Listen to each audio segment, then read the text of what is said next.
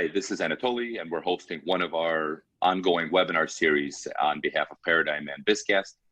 Today, we'll be talking to Noah Turner from CBIZ Gibraltar and Aleksandra Efimova from Pointe. They both have a different perspective on how office space has been utilized in the last couple of months during quarantine, and what is the general experience right now as everybody prepares to head back to the office.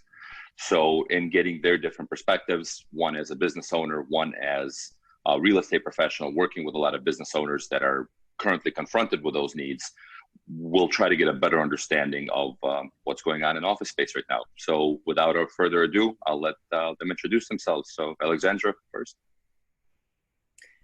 Anatoly, Noah, thank you so much for hosting this very timely webinar. As many entrepreneurs and teams, we are excited about reconnecting. We have gone working already, 3 or 4 months remotely, but it's an important transition as we're looking forward to reconnecting as a team.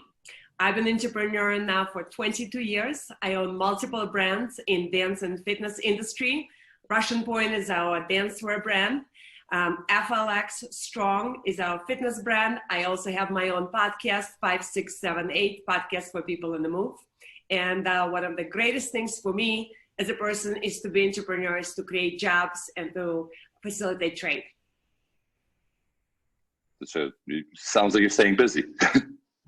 Very busy, despite of somewhat of a slowdown in the business in general. And Noah. Thanks for having me today, guys. Name is Noah Turner with CBIZ Gibraltar Real Estate. Again, we're a real estate advisory firm. We help tenants exclusively to manage both current and future real estate and space needs. What makes us unique is that we don't represent landlords, so there's never going to be a conflict of interest on working with companies that evaluate their space needs. Since we don't represent landlords, we don't lease or manage any properties, there's never a conflict on looking at a project. Myself, again, I've also been with CBIZ Gibraltar for 22 years, and our core team has been together that long. So not only do we have a great handle in the marketplace, and we know trends and conditions and things that go on, but our clients also appreciate that kind of long-standing relationship, the accountability, and the consistency they'll get with our team when the fact that we've been together for so long together that we've had a long-standing working relationship with our clients. That's fantastic. So you both have a couple of decades of experience to base this on, and I presume those couple of decades of experience have served you well in the last couple of months, even though it's a completely new situation and something that none of us have been through before. But still having the background and understanding of kind of how to move the needle and how to position yourselves aligned you well for it. So, Aleksandra, in the last couple of months, you've had a remote workforce. You yourself have been remote. Is this something that you've tried in the past, or was it a completely new experience for you? We had a couple of small episodes over 22 years of my career as an entrepreneur where we work remotely, perhaps we're relocating offices, and it was just a minor, maybe a week or 2 weeks. But one of the biggest things that I always promote and kind of make as a rule in my company is that we all work together. My team of 17 members right now, we do have 5 team members who work remotely on a more permanent basis, because initially they were team members in our office headquarters in Chicago, but for family reasons, they relocated to other states around the United States. And because we already had that core of working together, we both, as a company and as a team member, felt comfortable that the quality and integrity of their work will continue even though they move remotely. And even with those team members, we do have them come in once a quarter for 3 days to spend with the team around the office, because we believe that company culture and really great things happen when we are face to face. So it's very new for us to work remotely for so long. We have few episodes, but I think one of the key things why we're working well together now remotely is because we have this decades culture and energy of working face to face. I think that kind of built the foundation to allow you guys to work remotely. Had you been in a hiring phase during this, it would have been very different to onboard new people and bring them into the company culture without that. Anatoly, I fully agree with you. This is one of the things that my managers shared with me this morning. They said, if we would have to be hiring people right now and training them, that would be a completely different challenge for all of us. And we're not even sure we can hire and train people on a Zoom as effectively and integrate them in the company culture and share with them that secret juice of what makes us great on a Zoom. So definitely having that core of working face-to-face helps us now. And Noah, what have you been hearing from some of your clients and your contacts as, you know, what's been their experience these last couple of months? Exactly. So, you know, everyone was doing remote working for the first several months, you know, so I think every business was just kind of getting used to it and getting by. We are starting to hear companies that want to get back to the office. I mean, that's, as Aleksandra said, you know, that's where collaboration happens. That's where culture is built, you know, in the office, face to face. You know, we talk about impromptu meetings where you can walk it down to someone's office and say, hey, let's talk about this project. And so the sentiment we're hearing generally from most companies is they want to get back to the office and get back to the physical spaces, get back together. It's just a matter of, you know, how they're going to do that. Are they going to be phasing in things like that? And is it going to be safe? You know, workplace safety, health and wellness is very important for everybody. So it's just a matter of getting back to the office and doing it the right way. Got it. And as that evolved, as the story evolved, you know, at first it was just March, then April, then May. As we headed into June, the conversation started coming back around that we are going to be heading back to the office sometime in the foreseeable future. How did you look at this and kind of what decisions did you have to make in your business in looking at what does that comeback look like? You know, is it a hard cutoff? We're no longer working from home. Everybody's at the office on Monday. Did you look at alternative options? What was the planning and the conversation around the comeback? So, I mean, for us, it is that kind of unknown still as far as, hey, remote working, is that going to work for everybody? Yeah, the question is how often are we doing that? Are we doing that once or twice a week, several days a week, what have you? So I think most companies, it doesn't matter what you do, but most companies are still trying to figure out that relative balance. And I think we do think, you know, remote working is here to stay for a fraction of the workforce, whether it's, you know, 20%, 25% of it per business. So we are still trying to uncover that and see how that works. Again, most people want to get back to the office. It's just a matter of how much they're going to do that. But we do believe that remote working is here to stay, at least for a portion of the workforce. And Aleksandra, what was your experience with your team? So my team, for a couple of team members, are millennials. And as we learned over the last decade, millennials prefer to have more freedom. They want to work from the Starbucks. They want to have the flexibility. They want to go to the beach and answer emails there.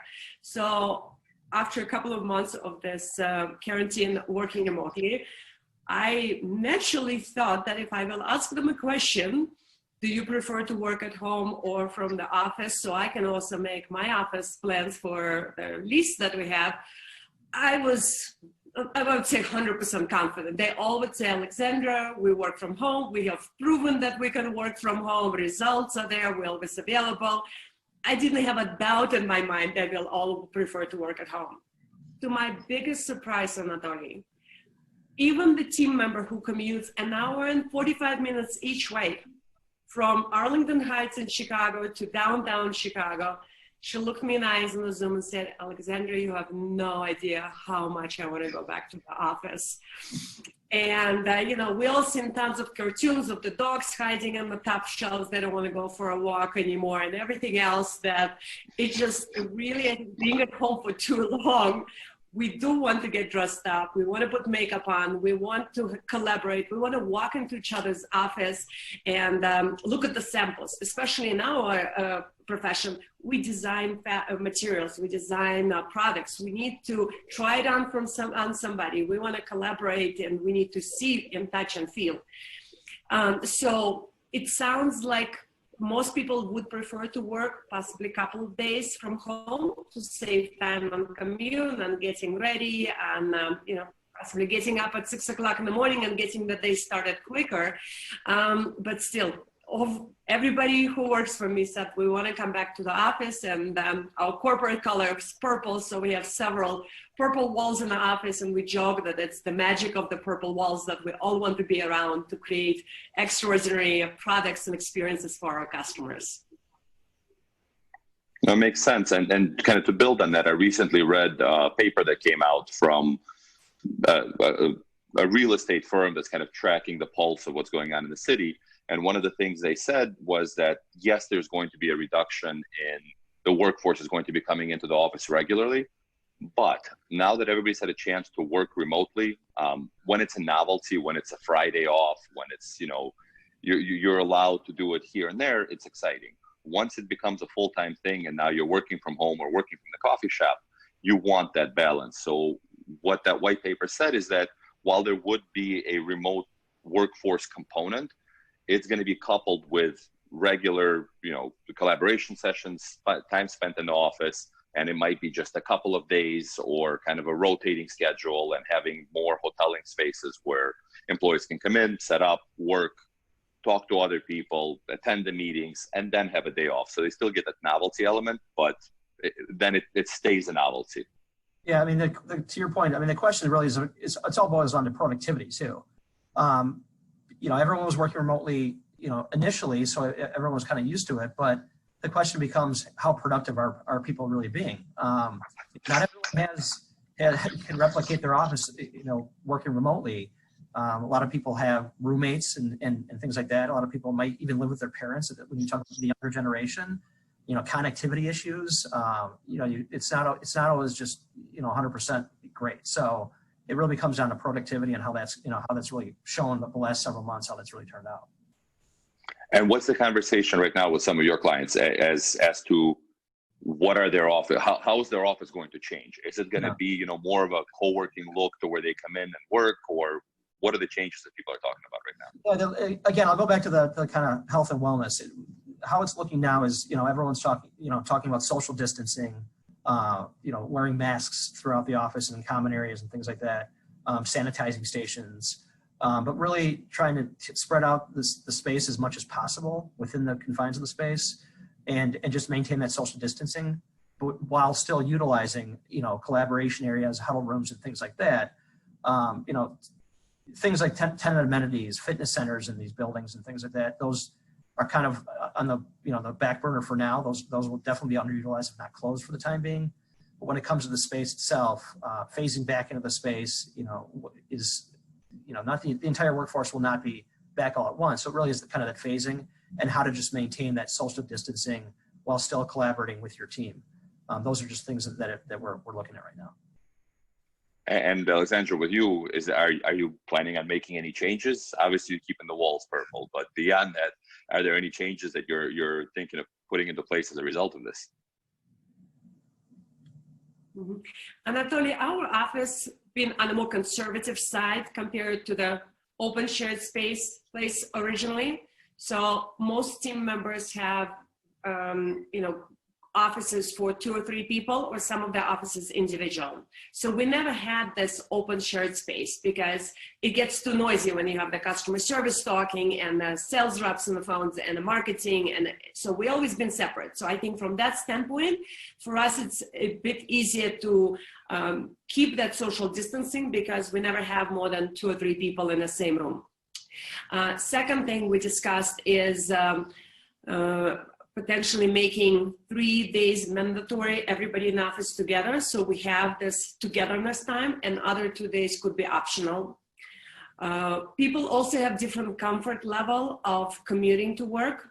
You know, we have everybody from me walking down the street to get to the office, you know, a few blocks, to people who take multiple trains and metro and driving to the train station to get to the office. So different people have different commute level as well as a comfort level.